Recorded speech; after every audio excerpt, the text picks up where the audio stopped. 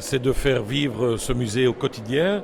Alors le faire vivre, c'est à la fois bien gérer tous les aspects logistiques d'intendance, c'est-à-dire que le bâtiment soit propre, que le visiteur soit accueilli, mais au-delà de ça, plus largement, c'est d'en faire un vrai lieu de vie, c'est-à-dire on ne dépose plus aujourd'hui un équipement culturel comme par le passé. Les gens veulent se sentir reçus, accueillis, pouvoir après la visite prendre un verre à la cafétéria, avoir une librairie de qualité pour pouvoir acheter soit des souvenirs, soit pour prolonger la visite, avoir accès à de la documentation qu'ils pourront consulter chez eux. Bref, c'est d'en faire une expérience globale. Et alors au-delà de ça, on a déposé un programme événementiel parce que ce musée, qui est une très belle réussite en termes de scénographie, qui est même exceptionnelle, il va devoir vivre pendant des années. Et on sait que les musées vivent aussi par un certain nombre d'événements qui se greffent autour du noyau central. Et donc c'est cette dimension-là que nous avons développée.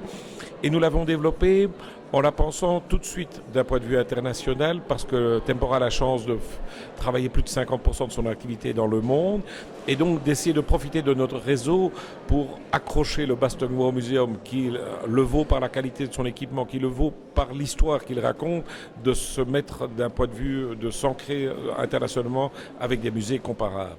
Et je terminerai enfin que qui veut dire international, s'ancrer internationalement, c'est aussi s'ancrer localement, parce que je n'oublie pas que nous avons un devoir vis-à-vis de gens qui ont financé cet équipement exceptionnel.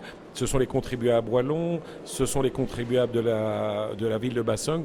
La moindre des choses, c'est qu'ils en aient des retombées positives en termes d'attraction de leur ville, en termes d'emploi, en termes de commandes auprès des commerces et des industries locales.